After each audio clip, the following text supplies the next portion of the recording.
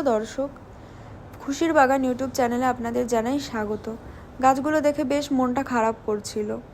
চলে যাব, জানি না গাছগুলোর কি অবস্থা হবে। দেখুন গাছগুলো কত সুন্দর লাগছে। যাই হোক, চলুন বেরোনো যাক। এখন আমরা গাড়িতে রয়েছি, যেতে অনেকটাই সময় লেগে গেছিলো। যাই হোক, পৌঁছে গেছি এখন আমরা স্টেশনে, শালিমার স্টেশনে। এখান থেকে আমাদের ট্রেন ছিল প্রথম ভুবনেশ্বর যাওয়ার। চলুন এখন তাহলে যাওয়া যাক। উঠে গেছি ট্রেনে, তবে আমরা কোথায় কোথায় যাচ্ছি সেটা ধীরে ধীরে আপনাদের সাথে আমি শেয়ার করব। ভুবনেশ্বর নেমে তাহলে দেখা হচ্ছে।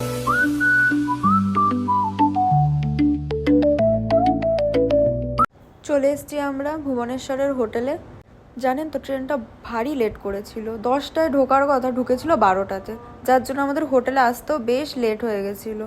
তো চলুন আস্তে আস্তে রুমের দিকে যাওয়া যাক। এটা ছিল রিসেপশন, আর আমরা ছিলাম স্টেশন থেকে নেমে 6 নম্বর প্ল্যাটফর্মের দিকে রেলভিউ ইন হোটেলে।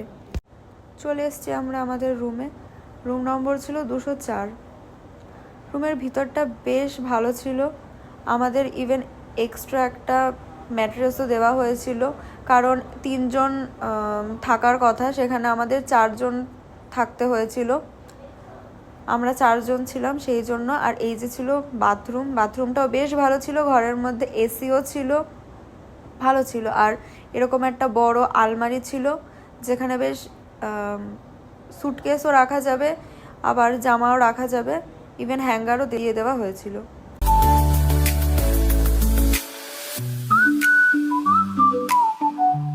বেরিয়ে গেছিলাম পরের দিন সকালবেলায় একটু কাজের জন্য। গিয়েছিলাম আমরা এসি বাসে।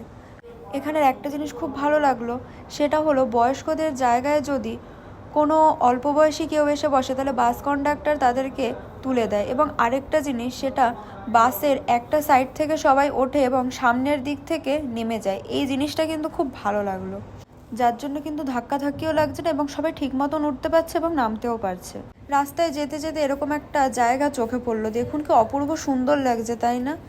কি সুন্দর কৃষ্ণচূড়ার গাছটা, বেশ ভালো লাগছিল দেখে, মনটা ভালো হয়ে গেছিল। যাই হোক, ভিডিওটা আজ এই অবধি। এরপরে আমরা কোথায় যাই কি না যাই সবই আপনাদের সাথে শেয়ার করব। সাথে থাকবেন আর সাবস্ক্রাইব করতে একদম ভুলবেন না। ভালো থাকবেন, সুস্থ থাকবেন, টাটা।